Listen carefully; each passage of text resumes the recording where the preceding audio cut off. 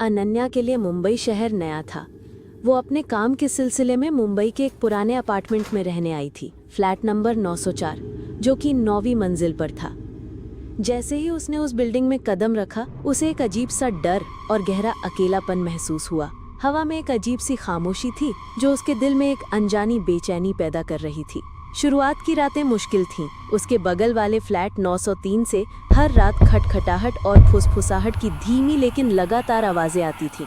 कभी लगता था जैसे कोई धीरे धीरे चल रहा है, कभी जैसे कोई फुसफुसा रहा है, और कभी कभी तो किसी के रोने की दबी हुई आवाज भी सुनाई देती थी। अनन्या ने कई बार दरवाजे पर कान लगाकर सुनने की कोशिश की, लेकिन आवाजें इतनी धीमी थी कि वो कभी ठीक से समझ नहीं पाई।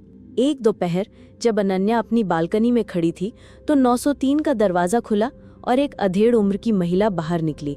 उन्होंने अनन्या को देखा और एक फीकी मुस्कान के साथ कहा, नमस्ते, मैं मल्होत्रा, फ्लैट 903 से। अनन्या ने राहत की सांस ली। नमस्ते, मैं अनन्या, उसने जवाब दिया।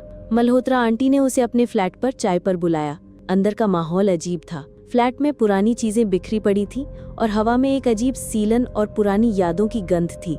चाय पीते हुए मल्होत्रा आंटी ने कहा, तुम 904 में रहती हो? उस फ्लैट में पहले भी एक लड़की रहती थी, बिल्कुल तुम्हारी उम्र की, वो भी अकेली थी। अनन्या ने पूछा, क्या हुआ उसे? मल्होत्रा आंटी ने एक लंबी सांस ली।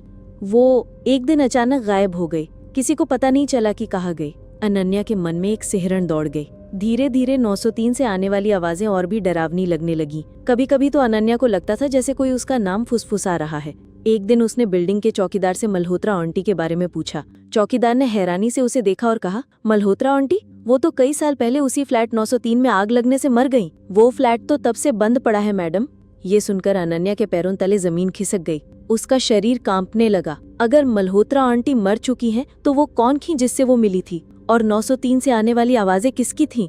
वो तुरंत अपने फ्लैट से बाहर निकली और 903 के दरवाजे की ओर भागी। उसका दिल जोरों से धड़क रहा था।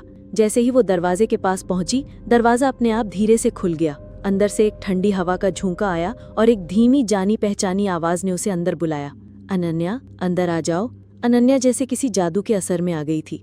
उसका शरीर उसका कहना नहीं मान रहा था।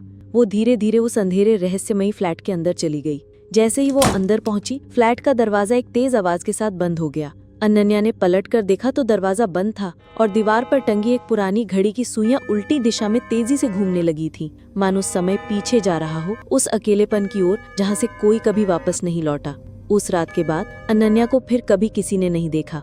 904 में फिर से एक नया अकेलापन छा गया था और 903 से आने वाली फुसफुसाहटें अब शायद किसी और को बुला रही थीं।